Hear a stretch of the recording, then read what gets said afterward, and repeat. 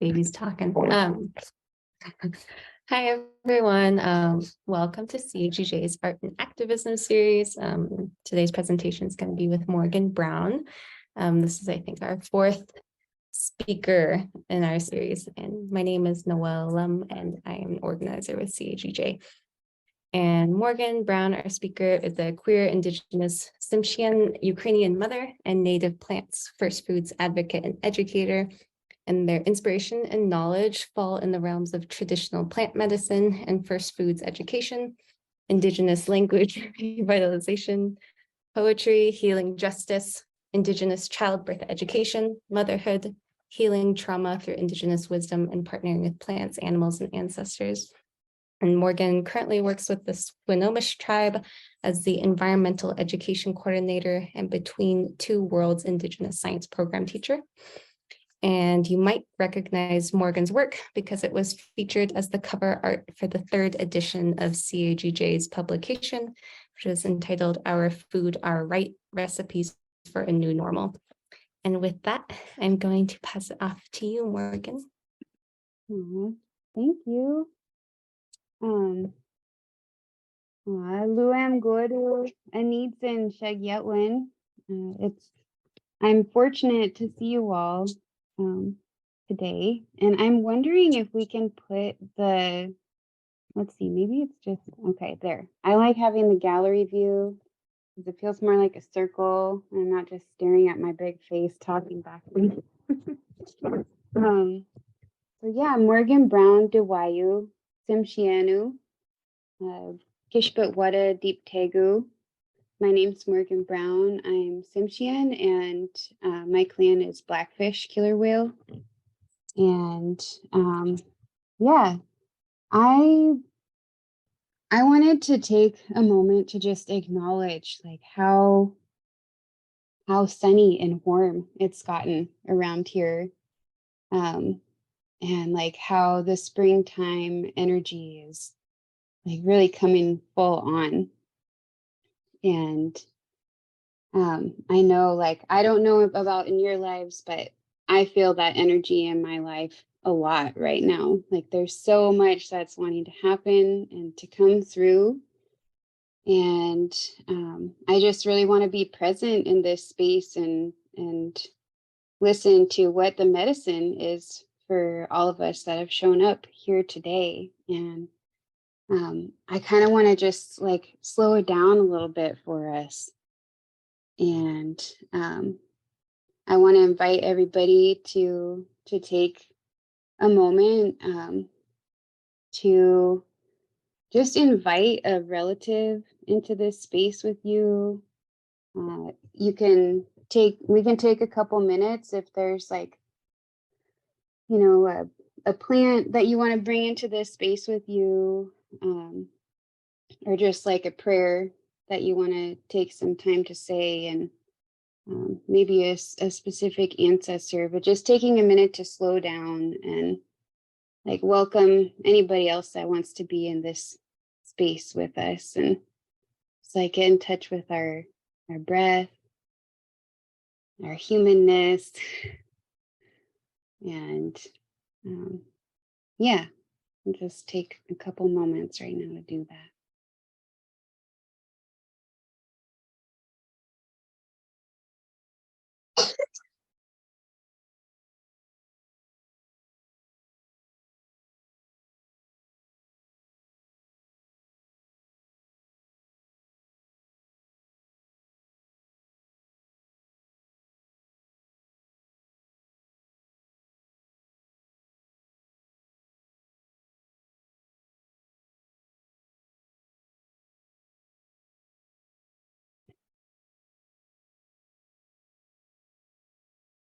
All right. And then with that, I would like to share a poem with you.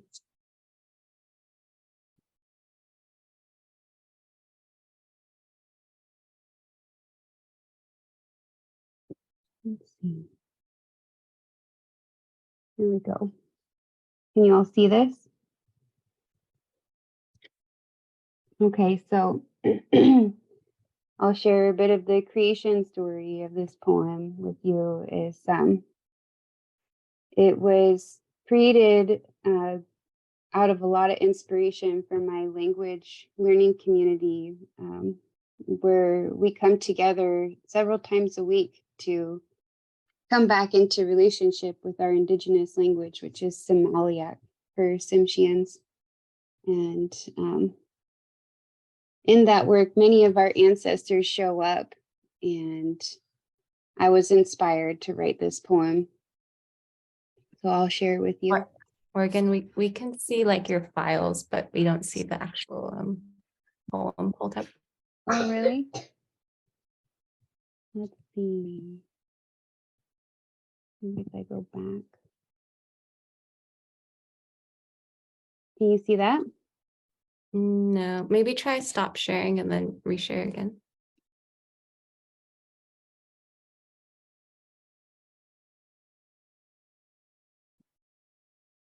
This one? Are we good? Yeah, great. Okay, the technology thing is not my, I like hanging out with plants. Okay, so this poem is for you, guided by ancestors. I reach into timeless pockets, like honey held in the comb. Wisdom from cold winters, this poem is for you. Place your tap into my bark. Weave your basket so tight with prayers, so I may flow my sweet tears belonging to this forest right into the watertight patterns of your heart. I love you with every ring around the sun that stands me this tall, because we are family. Imagine that a prayer never dies. Imagine all the prayers spoken, sung, and danced by all our loves who walked into the forest, where our clocks can become dirt, filled with listening seeds once again for you, because we are family. Held in the stars, we know inside how we came here. All these prayers loving us into existence. For the beauty of spring water from mountain breasts, with sprigs of moss, kind of love, making us who we are, and all the loves to be. My prayers are always with you.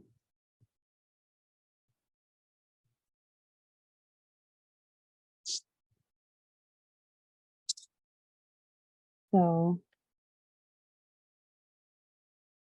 yeah, let's see. I feel like how I bring in activism into art is like it's inseparable from my relationships with my kin, like our relatives, our non-human relatives, our ancestors. And what really inspires me is to give them visibility. So I'll share a couple more.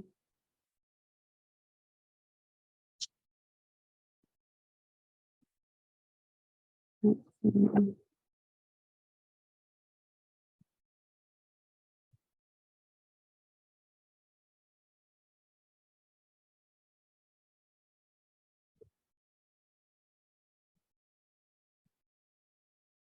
You guys see that?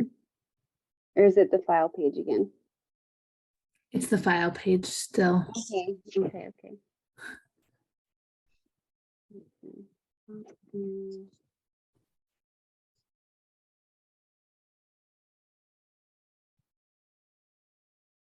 Okay. So this piece of art is inspired by a ceremony that my sister and I went into together.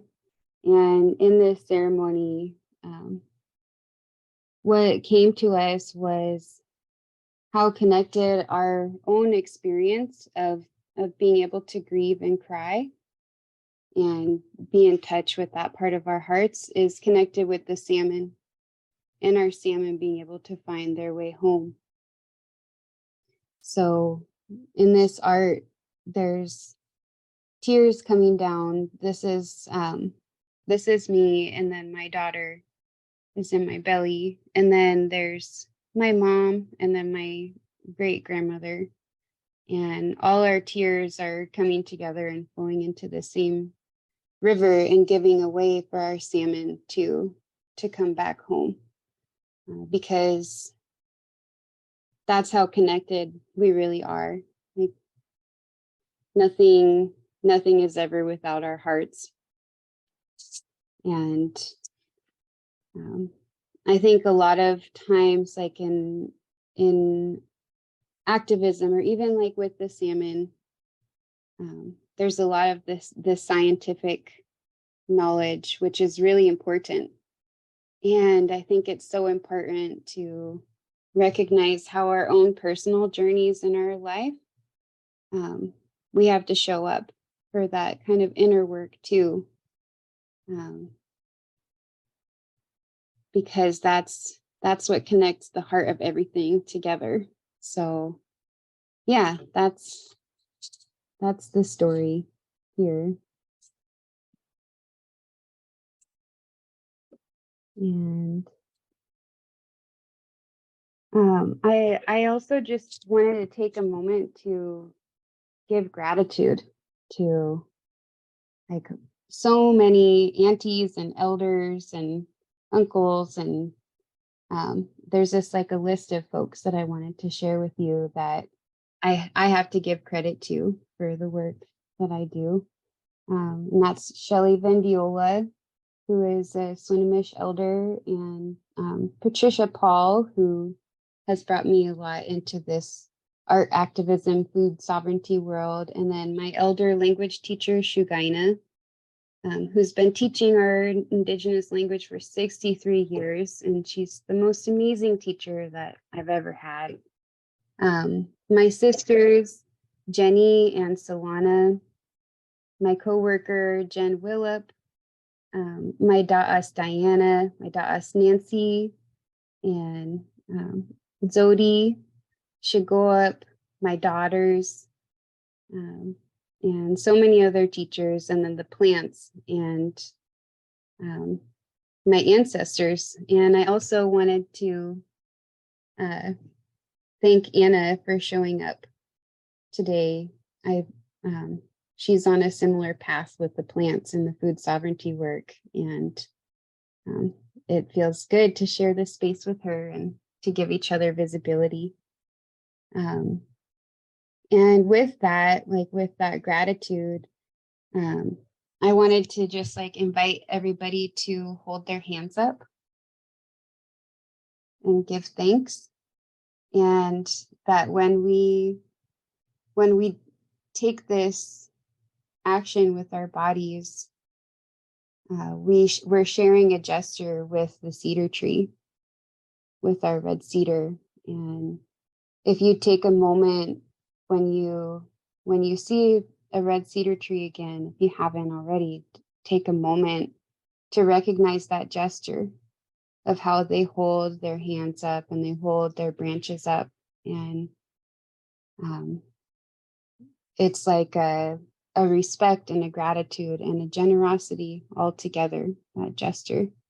And that's the way that many people that hold the cedar tree dear and to their identity and their culture, that's the way that we hold our arms up and we hold our hands.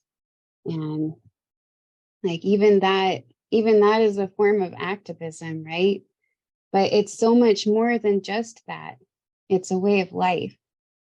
And I feel like when we recognize like how much our relationships are at the root of everything, our relationships with our plants, with our territories, like with ourselves and our families, we become activism. Like we don't it's not something separate than us. It just becomes a part of who we are and how we show up. And okay, I'm going to get into food world now because well, one of the things that I love to say is that some of the biggest schemers out there are the plants.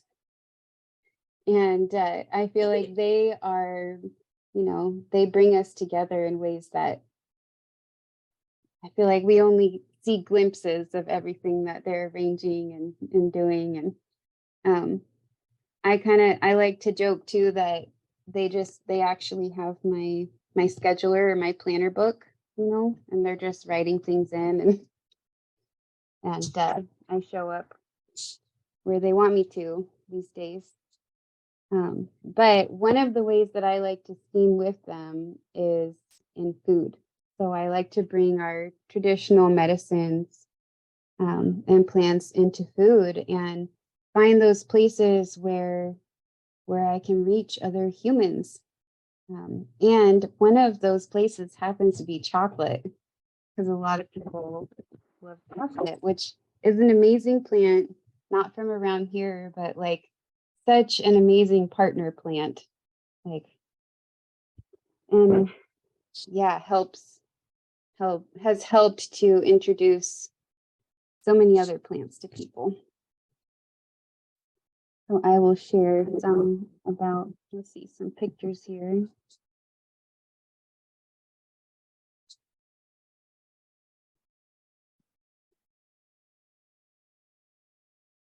Let's see, I'll start with this one. And then I'm going to have to go back and do this.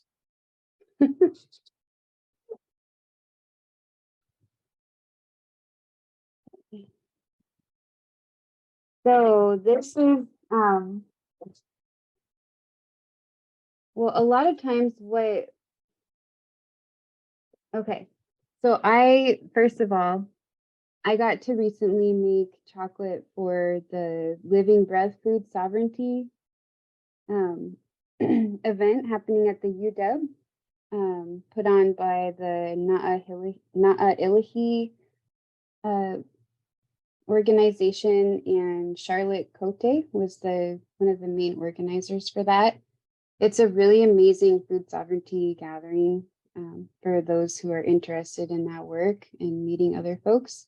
But it's also like a place where a bunch of people that love our traditional foods come. So I got to get really creative with making chocolates there. And yeah, it kind of starts just with listening to where the inspiration is, like what plants want to come out. And this time it was the white pine.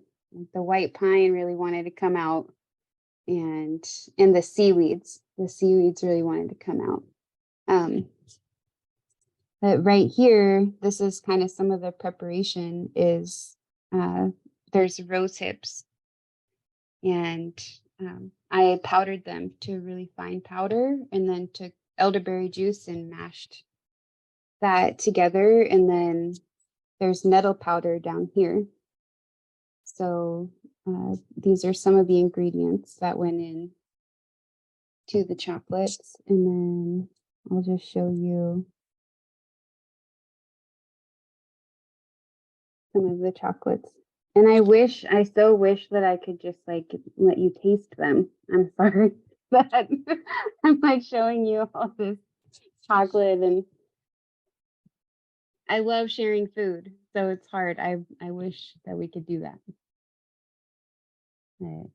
Let's see. Or here, I know what I can do. Maybe this will be. No, never mind. I don't know how to do that.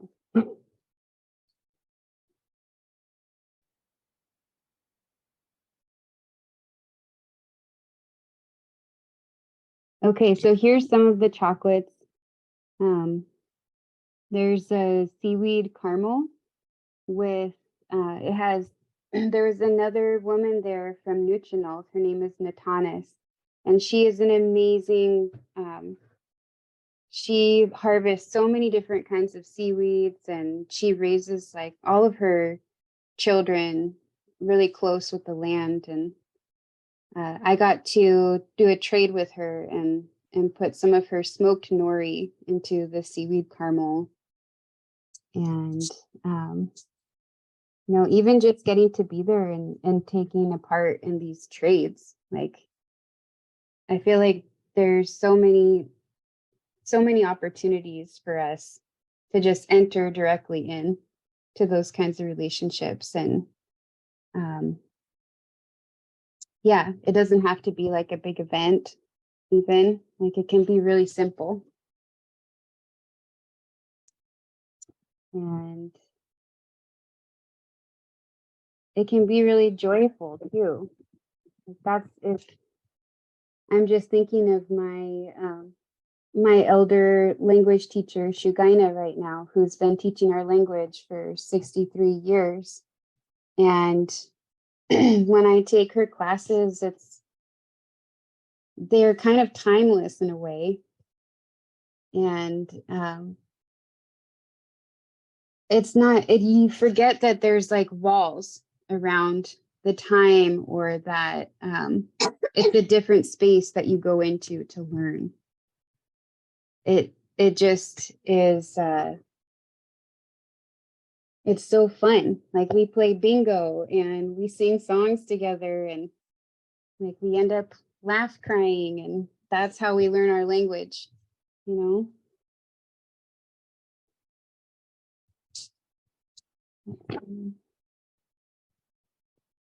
Oh yeah, so this is something that I wanted to bring up. I guess now that you get a little taste of what I'm about, I wanted to open up some conversation about like what is activism and what is our positionality with it. And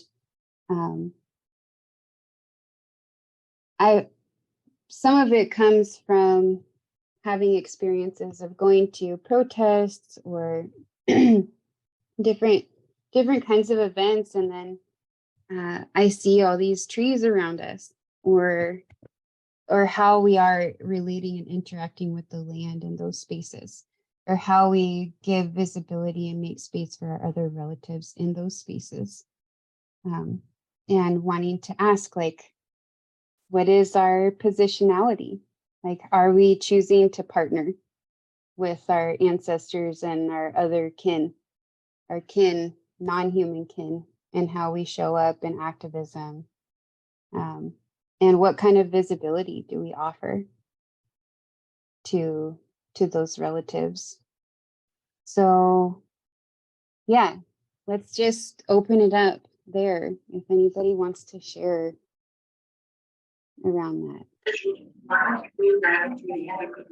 I'm really glad that you mentioned that, Morgan. I just have a really brief thing that that I've been thinking about that that I think relates and really kind of yeah, and it's kind of just simply that I think I used to like there was a while where my reaction when I saw like a really pretty flower or something, or just like a tree that I thought was like beautiful or stunning, and it like for a long time I kind of noticed my reaction being like almost to sentimentalize it and just be like, oh, how beautiful, like, but like it felt kind of, yeah, like it was sentimentalizing it and like turning it into just like a thing to be looked at. And I think more recently, maybe it was because of ideas from Living Breath, the symposium, or something else, but like I almost see like a beautiful plant, or lately I've been, when I've seen them, almost more just feeling like in solidarity with them, or like when I see a plant doing really well, I'm just like, yeah, like you're doing the work too, like you're, you know, like I don't know, it's like almost as a partner, and it feels more dignified for the plant. I don't know, when I see it that way, and it feels better and like truer. And that's just been in like the last week or so maybe, and felt kind of resonant with what you were saying. So Thank you.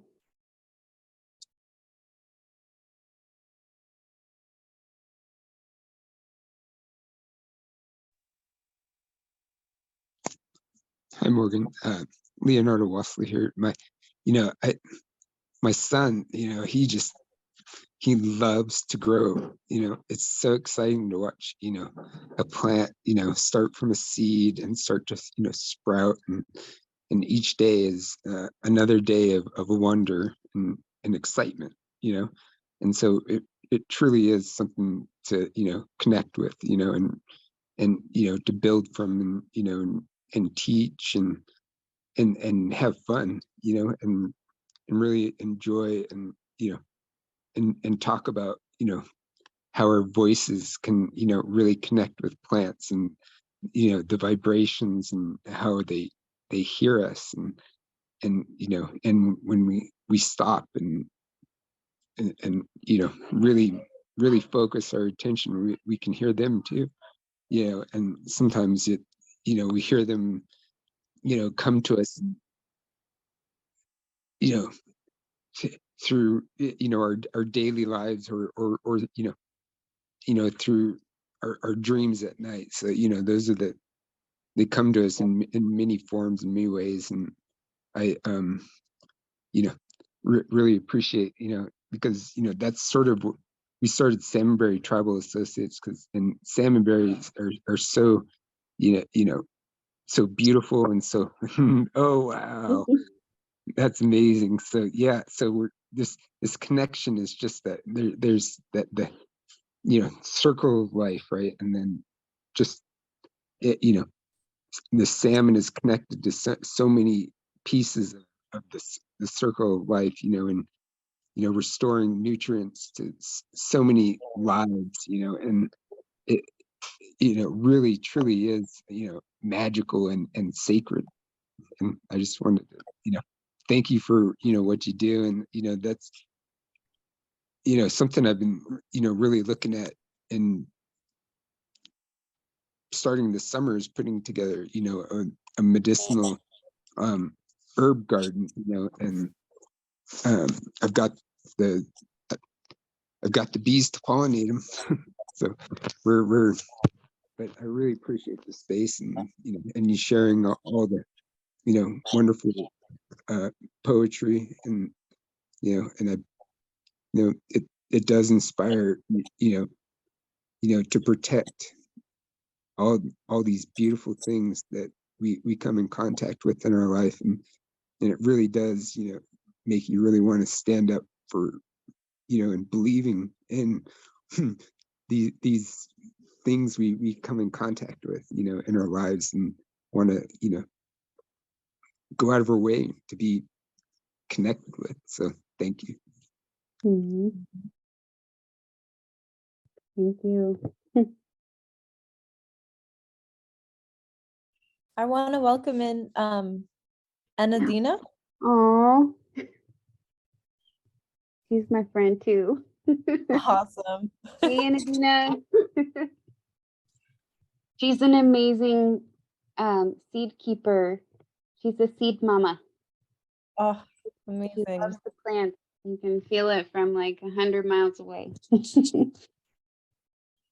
Doing the really important work. Yeah. Well, welcome. Mhm. Glad you're here.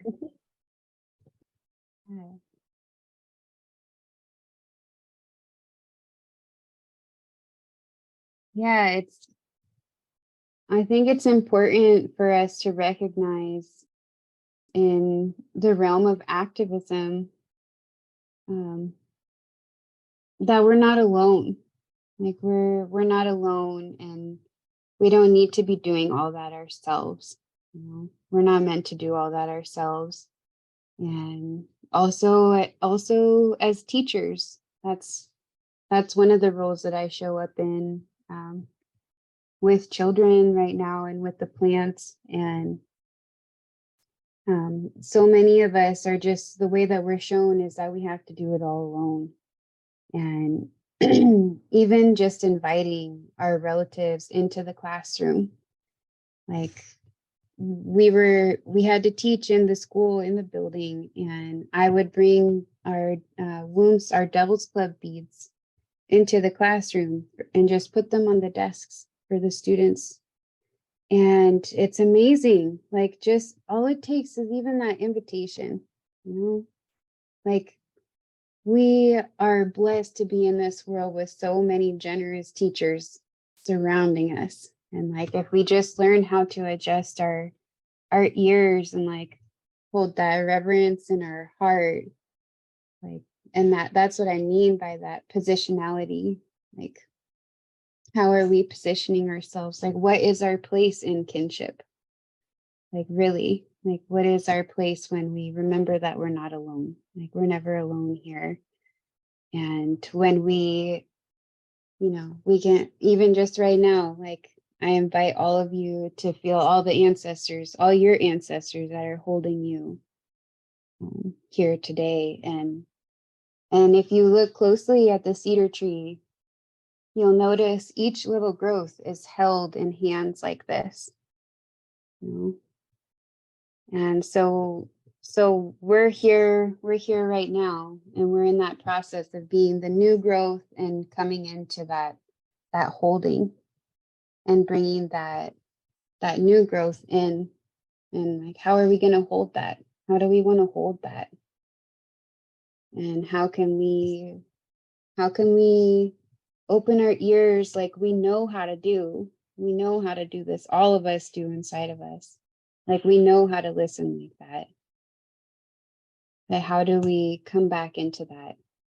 Because we're so much more powerful. Like, our ancestors and the plants are like some badasses, you know, like they know how to, they're like, don't, the way that they can work with time is like, that's our adao in some Aliat, our adao, that's our true telling. Those are our stories, and they're timeless because that's the love that they come from. Like, same with the relationships with our plants. Like, we all go back to territories that fed us and that we are inseparable from, you know. And no matter where we are today, it's about how we hold ourselves. Like, how do we represent the territories that have made us who we are, wherever we are? And how do we come into respectful relationship with the territories that we are in today? Because it's that right way of relationship. That's where it happens. Like, that's where our languages come from. That's why they can never be lost, you know, because they come from our relationship. And we always have that. Our languages come from the earth. And that to me is like, that's activism. Like, that's like, you know, one of the plants that's been coming to me, actually, it was at the Living Breath Food Sovereignty event, is the lungwort. So I don't know if you're familiar with the lichens or some of the story of the lichens, but I want to become so much more familiar because there's so much more there. But what I do know of them is that they came from the sea. And for some reason, they were called to come out of the ocean. And they're one of our few plants, they don't have roots, and they live in the trees. And they have this ability to become completely dry and go into a dormancy until that water returns. And right now, well, I'll share some of the story with you. There was a woman I was trading with at the conference, and she had this really good looking medicine on her table. And I said, wow, like, that is some good medicine. And she said, oh, that's the lungwort. And it's made with a glycerin, so it's good for children too. So like, this is where our children are at, you know, like, we're ready for that medicine. We're ready for those teachings right now. Like, it has been a very dry time for many of us. We've had to go into that place and we're that strong to know how to survive, and we've had to have parts of ourselves go dormant because of the environment that we've been in. And I can share just from my experience and from what I feel, what I've been shown is like we're coming into a time of hydration. We're coming into a time where there's water again. Like we're coming into a time where we can fill ourselves up in that way and become alive again in that way. And that's just my personal experience right now, though. And I know that there's so many plants that want to share with each one of you, and that you'll have something to share from your relationship that nobody else will. You have that medicine in the relationship that only you can have, that you can share with us. And yeah, I feel like the more that we partner really in a system of kinship, and the more we see ourselves in that way and just be in that way, activism becomes a lot more about a way of life.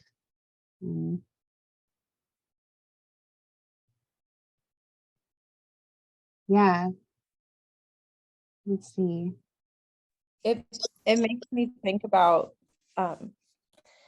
like activist burnout and like why that's such a phenomenon, Hmm. and what you've been saying about like turning your relationship with activism into incorporating that into your lifestyle and just like living in a way that supports your belief system without pushing it like over the edge, and like feeling that need to just like push with your activism.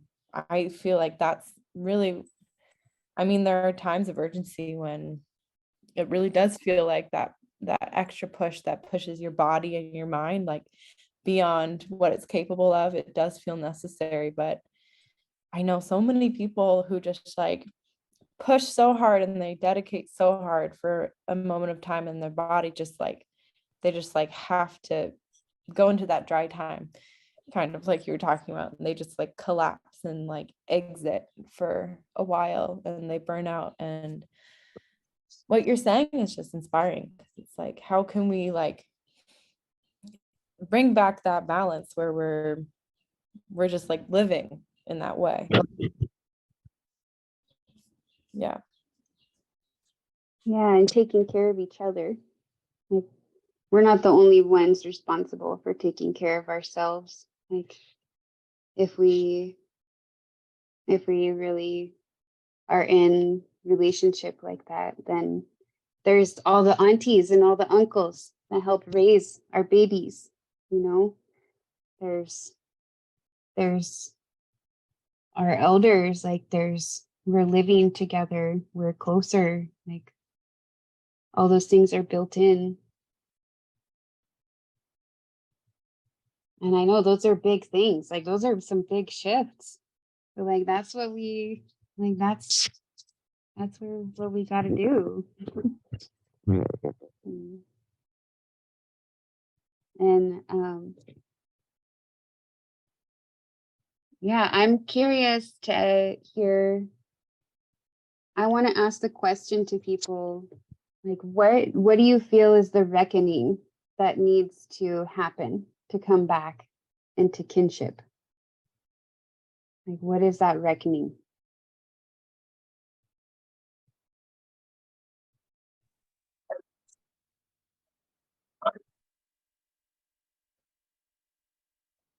I have a question about the question. I had an idea at first, but then I was like, then the question came up, and that is when you say like, what is the reckoning? Is that like, what is the catalyst of the change, or like what is the change itself, if that makes sense. Like what do we need to reckon with? Mm, What is that work that mm, so like, for example, I notice in my community, many of our pieces of our culture are coming back to us strong right now. Our language is coming back to us strong. Our chilkat weaving, our copper, our hayat, our copper shield, they're all wanting to come back to us, and we don't own them. They have their own beingness that we're in relationship with, and they're calling us back too. And there's a reckoning. We have to prepare ourselves. We have to heal. And a lot of times it's in our relationships, even in our communities. It's the internalized trauma that they're asking us, hey, we're ready for you. Like we want, we know you're ready, but it's, what does it look like? What do each of you feel? And it can be personal. You can share personally what that looks like for you right now, or on a more observation, reflection kind of level as a culture or in your community.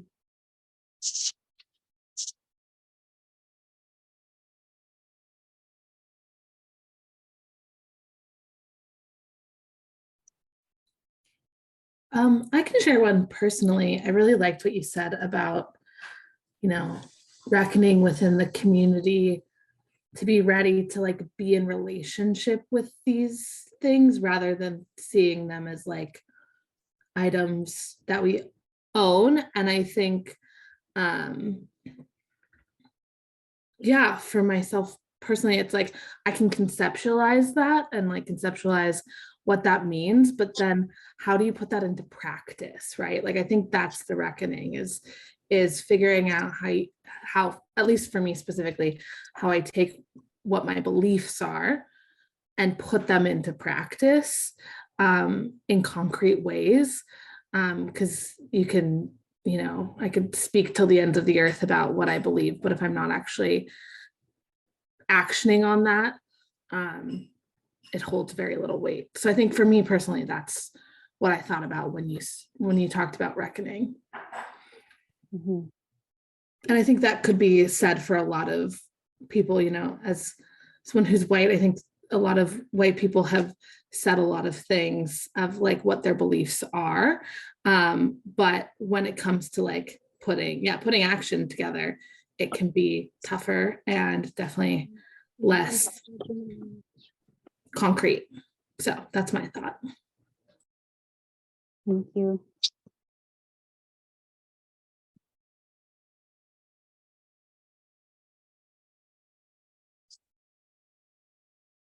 I want to read Noelle's offer in the chat. She says, I identify with Robin Wall Kimmerer's view, quote, using it absolves us of moral responsibility and opens the door to exploitation.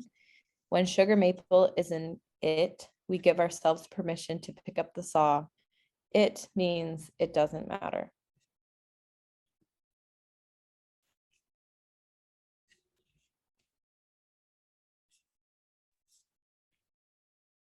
Hello. I'm Karina. I'm new to the organization. My first meet and new to the Seattle area. So this is super exciting and just what I've been kind of looking for. So thank you for having me. But this talk has just made me think about like, I've been moving around a lot these last 2 years or so and doing different jobs, and been thinking just like what you really need, because I've been trying to, not have as much stuff for all the moving, and like thinking about how that connects to like any plant or tree, like they will survive off any environment and adapt to what they have. And I just feel like people think they need so much more than they do. And that causes a lot of the problems that we see in like food and other things in society. So yeah, it's just, and that connects back to our ancestors and how people survived before like all these modern commodities that we depend on. So yeah.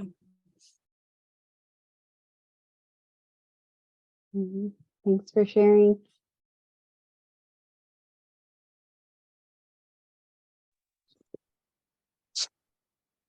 I just wanted to add about reckoning with local foods, and being working with local food providers, keeps the carbon imprint pretty low, when we're not party to those commodities that commercialization tries to sort of impose upon us through corporations and the big media campaigns that try to get us to eat these foods and that just don't do anything for us and add huge carbon imprints just so these guys can get some profit. So those are real important words in food security and and being sovereign. So I once heard a tribal elder say, how can we call ourselves sovereign if we can't feed our people? Yeah.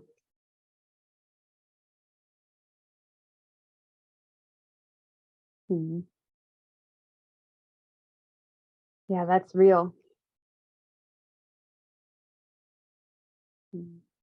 That feels like reckoning for sure. Like looking at that reality, being able to say that, being able to even just give like not okay visibility, like being able to really say and know it's not okay. Even that needs visibility, right?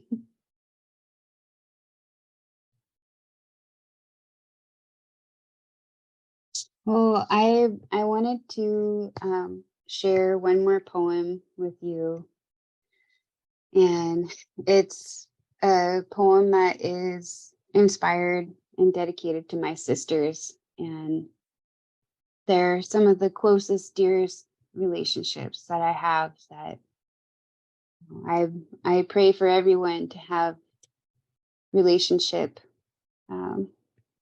with other humans, because I can say it. Sometimes it's been easier for me to have relationships with plants than humans.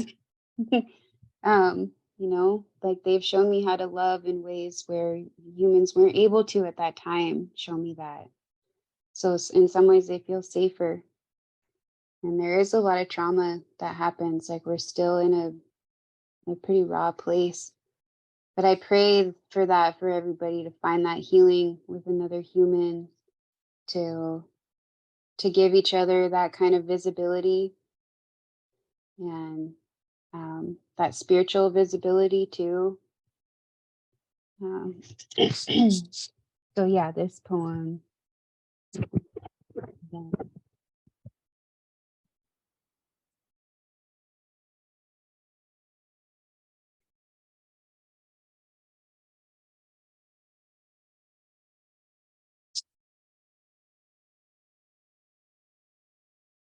All right.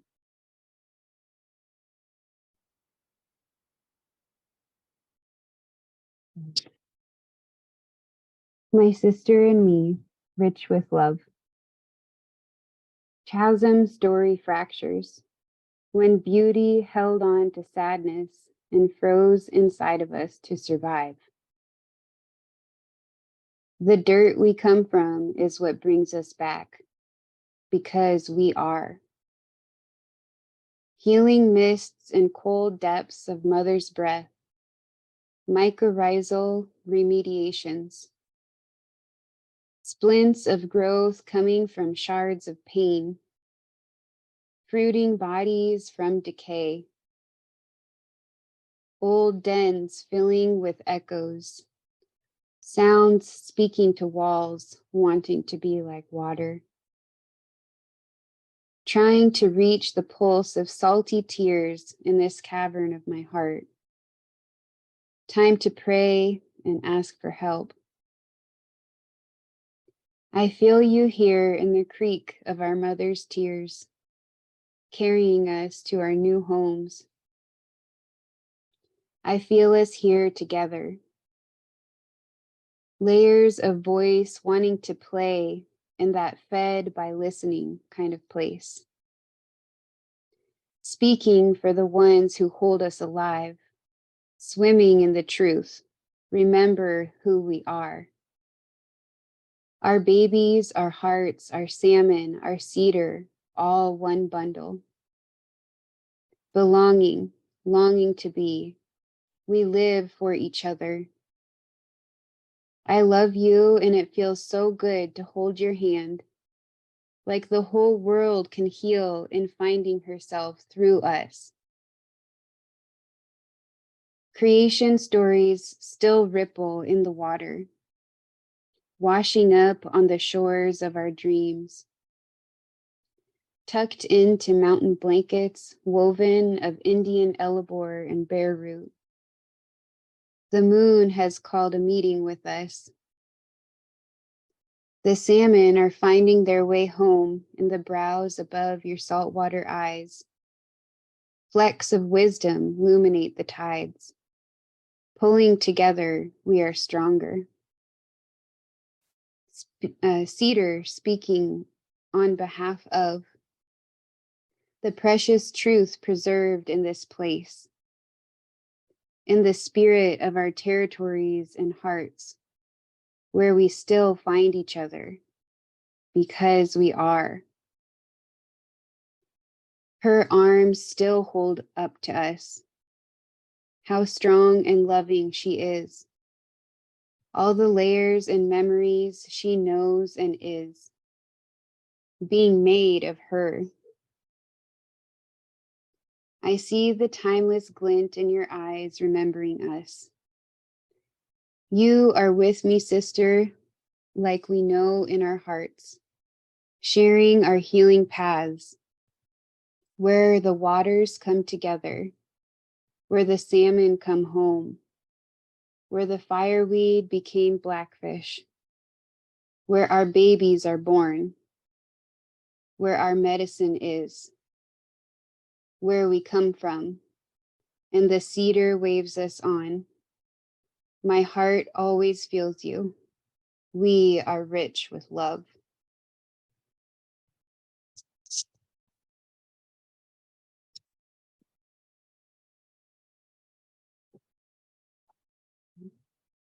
Thank you.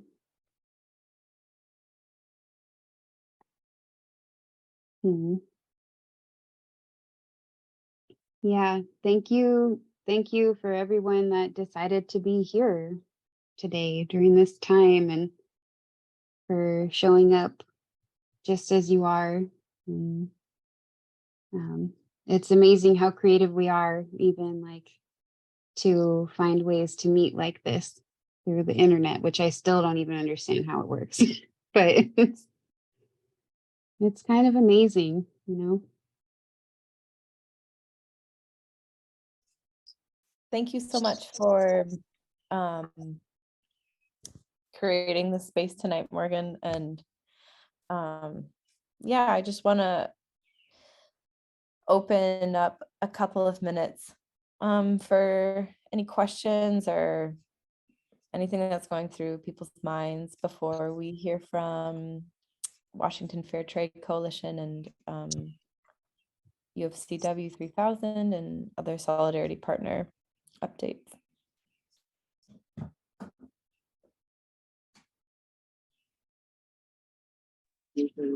Thank you so much, Morgan and everyone that's here. also am really feeling a lot of that like spring and changing season energy, and it's like kind of intense. Lisa knows we were talking earlier today about some stuff, but yeah, it feels like there's a lot of movement.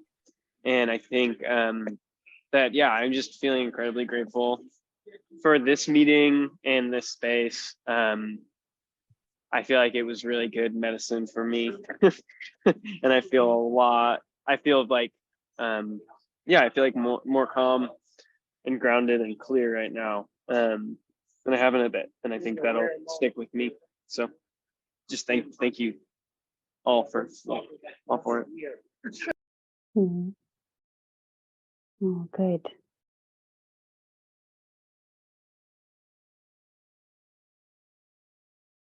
Thank you for sharing, Lee. Also, the learning about the cedar and that being the reason, or like the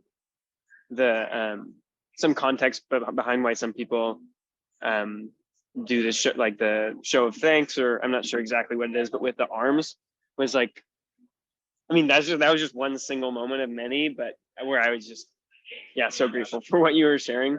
Because I mean, I've always appreciated like that shape of like the bow of the cedar, and I have felt like like they're very important. And anyway, that was one like very meaningful thing that I was grateful that you shared. Anyway,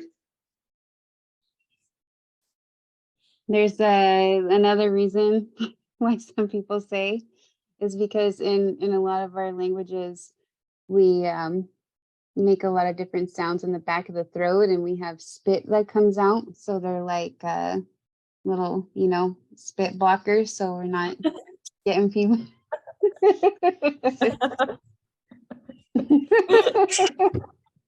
So you could go that way too,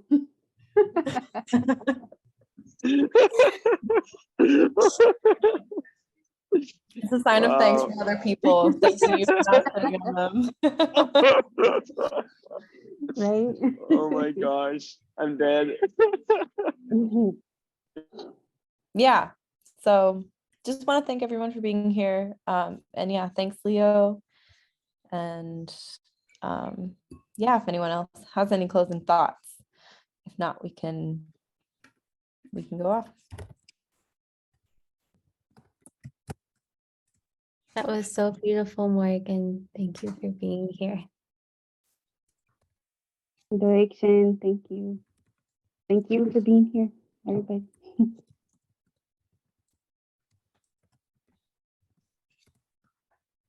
Good night, everyone. Bye. Good night, everyone. Thank you so much for coming.